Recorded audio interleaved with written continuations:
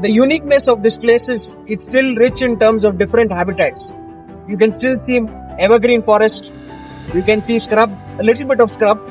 In Bandipur, you can see a lot of scrub. You will see grasslands. You will see dry deciduous forest. You will see rocky terrains. So you will see all jungles in one place. So that's the beauty of K-Gudi.